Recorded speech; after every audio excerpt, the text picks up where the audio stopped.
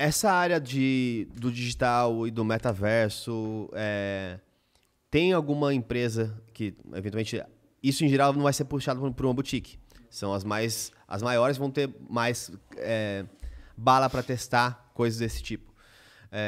Você vê algum tipo de evolução ou isso para esse mercado ainda não é relevante? Essa parte de metaverso, reuniões, por exemplo, conhecer as pessoas em metaverso, coisas do tipo. Novas tecnologias, né? Porque tem gente que fala, por exemplo, só para explicar a pergunta, que dentro do metaverso, se eu tenho, por exemplo, a hipótese de fazer uma entrevista com avatares, eu faço dessa entrevista uma entrevista mais inclusiva. Você remove o viés. Eu removo talvez, o viés né? de quem é a pessoa. Gênero. Então, tem raça. companhias que pensam em fazer isso, inclusive que todo o processo seletivo interno seja até a última etapa feito com avatares. Você não vê quem é a pessoa, para tirar os viés o máximo possível. Você vê alguma coisa nisso realmente já pegando, dando certo? Quais são as principais inovações nesse mercado? Eu te diria assim, o metaverso é a ferramenta da vez, mas entrevistas em blind acontecem há muito tempo, especialmente nos Estados Unidos. Né? A gente tem algumas diferenças de legislação. Por exemplo, nos Estados Unidos eu não posso perguntar para o cara qual é o salário dele. Eu não posso perguntar quantos anos ele tem. Eu não posso perguntar se ele é casado ou não, se ele tem filhos. Porque a legislação dos Estados Unidos de oportunidades iguais é muito mais evoluída. Interessante. Tá? O metaverso nada mais é do que encapsular isso numa coisa digital agora. E é um ponto, André, bastante polêmico. Porque ao mesmo tempo que ele é inclusivo, ao mesmo tempo que ele dá essa oportunidade, você falou assim, até o último estágio.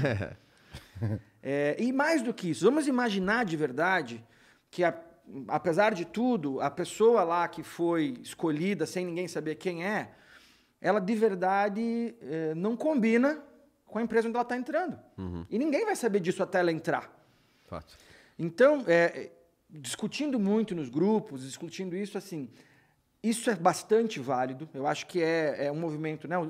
A diversidade, a inclusão como um todo vem crescendo muito, se apoia no princípio de social do ESG. Então, é um futuro, para um universo em transformação, mas é em transformação. Esse universo ainda não existe. E tá longe ainda. Né? Assim, tá tem longe. empresas super abertas. Eu posso citar aqui a DHL, por exemplo, que eu acho fantástica. Ela tem programas de diversidade e inclusão há 30 anos. Não é alguém que está surfando a onda. Alemão. E você entra lá dentro, cara, é muito legal. Eu tive um papo com a Kelly, que é a VP de RH deles, e ela falava assim, que o grande problema que eles tinham tido, ou que o grande aprendizado que eles tinham tido, é que eles admitiam com diversidade, mas daí chegava dentro da DHL e todo mundo tinha que botar o uniforminho igual, a camisetinha igual, falar igual. Então, assim, apesar da gente ter um acquisition com diversidade, a hora que entrava lá dentro era todo mundo robô. E que o choque que eles tiveram que fazer foi esse. Cara, se é diverso, então cada um vem com a roupa que gosta, com o cabelo que gosta, com o brinco, com o alargador que gosta, e a gente não vai julgar a partir disso. E é um grau de maturidade que em boa parte das pessoas ou das empresas que eu vejo falar sobre isso ainda não existe. Pô, numa das empresas que eu trabalhei, contratei um estagiário que era lotado de tatuagem nos braços. O meu chefe ficava na minha sala do lado, assim, era um vidro, eu brincava que a gente ficava em aquários. Ele olhou assim, passou um menino. Esse é o rapaz que você contratou? Eu falei, foi. Tirou da cadeia ele para trazer, assim mesmo, nesse nível. Eu falei, pô, o menino é ótimo. Aí aquilo, não, o viés foi tão ruim no menino que ele já olhou diferente para mim, assim, como esse cara tá contratando esse cara aqui? Bom, resumo da ópera, acho que até contei isso aqui no Critiquei. O moleque era incrível. Em um mês dominou o sistema, já ensinava os mais velhos. Começou a apresentar resultado que ele percebeu. Aí ele falou, caramba, né? Quebrou um paradigma, assim. Falou, ele é bom, né? Eu falei, esse cara aqui vai ajudar a gente a transformar aquilo que eu tava falando. Lá tinha um plano, né? Ele falou, aí meio que talvez se tocou. Teve o famoso viés ali, né? Pessoa, eu isso vejo, não existe, eu né? vejo assim, de novo, as grandes corporações são cobradas por terem esse tipo de postura. Então investem dinheiro, muito dinheiro, para criar isso, para trabalhar isso. E eu acho, a dor do acionista ali falou assim, pô... Eu acho ótimo, é muito bacana. E existem uns casos assim, você pega uma empresa, e aí a coisa legal de conhecer as histórias das pessoas. Conheci uma empresa de um segmento teoricamente masculino, sabe? Tinha tudo para ser uma empresa machista, vamos chamar assim. Cara, a empresa era totalmente ao contrário. E não entendia, até que na 15ª conversa que eu tive com o sujeito, ele falou assim, eu tenho 2 filhas que são homoafetivas. Então, era um cara que era sensibilizado por esse tema, e dentro da empresa dele, ele fazia isso existir. Mas nesse microcosmo dele. Entendi. Ele, a partir da experiência pessoal, ajudou a transformar a empresa, que eu acho que você trazer um pouco da sociedade para dentro. Né? Aconteceu isso essa semana com o Vampeta, né? Eu não vi. O que foi ele mesmo? se posicionou, porque assim, ele foi um dos que internalizou o Bambi, né? Do seu time. Do São Paulo, uma piadinha né? lá, etc. Sei, o Vampeta que deu a cambalhota no Planalto. E aí, essa semana ele foi meio confrontado com isso, acho, e ele se posicionou também por ter a irmã dele, acho que também tem... lésbica? Homossexual, E aí ele falou assim, tá, passei a conhecer um pouco mais disso, amor é igual, independente de ser irmão ou não.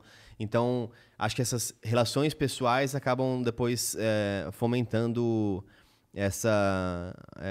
esse conhecimento mais amplo da diversidade e do potencial que ela tem. Mas o que eu acho interessante, eu queria um pouco entender que você mencionou um pouco do saber o limite, acho que em especial na instituição que você está inserido e no que você está combatendo. Sempre existe, quando você fala de diversidade e quando você fala de ajustes, né, no mercado, você começa a ter um braço de ferro meio que entre qual que é o limite de algumas coisas. E eu acho que é importante que alguns limites sejam traçados. Porque, por exemplo, um caso bem clássico que eu vi no final no começo desse ano, foi que o Hamilton falou que não ia mais dirigir o Fórmula 1 lá, se ele não pudesse dirigir com o piercing dele. Porque ele tinha um piercing. Ah, sim. E segundo as leis da Fórmula 1, você não pode ter o piercing no negócio.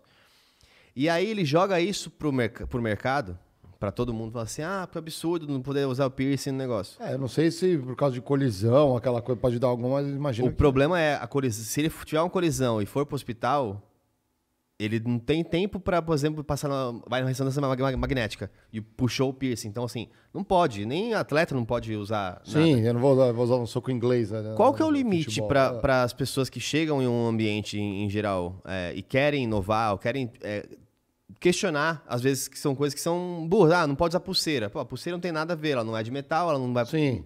Então, isso não tem nada a ver. Então, é um questionamento válido. Como você vê o cenário do mercado hoje para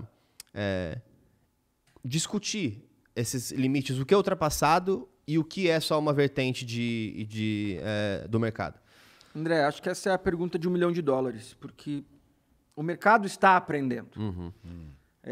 E, naturalmente, como as empresas são feitas de pessoas e tem alguém que escreveu essas regras, tem empresas que têm limites mais longes, tem limites mais curtos.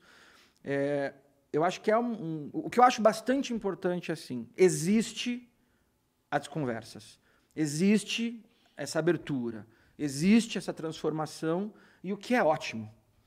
Mas a gente está aprendendo a fazer isso ainda.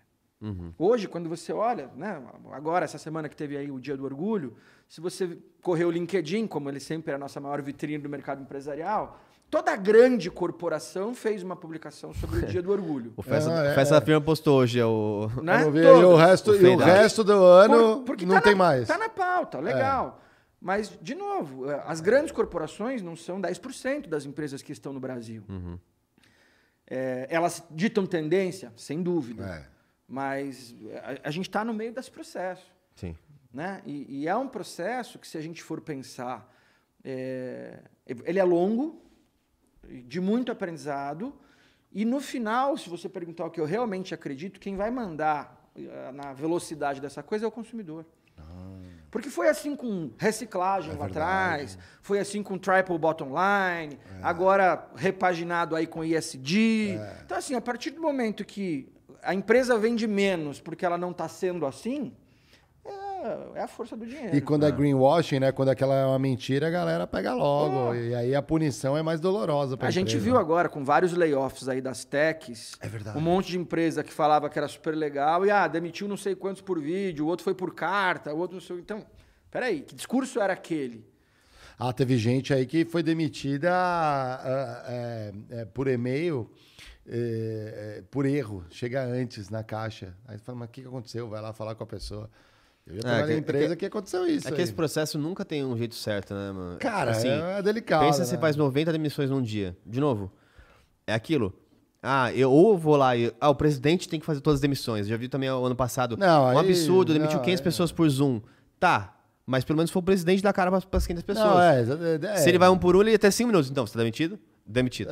Demitido. Aí não adianta. Então, melhor é comunicar, falar, olha, tá acontecendo pessoal, isso, infelizmente não é pessoal, vocês têm 500 pessoas aqui. Mas aí esse é o ponto de quando você... Não, mas quando é 1 para 1, eu já vi muito. Você contrata o recurso humano e demite o número, né? Tem isso também.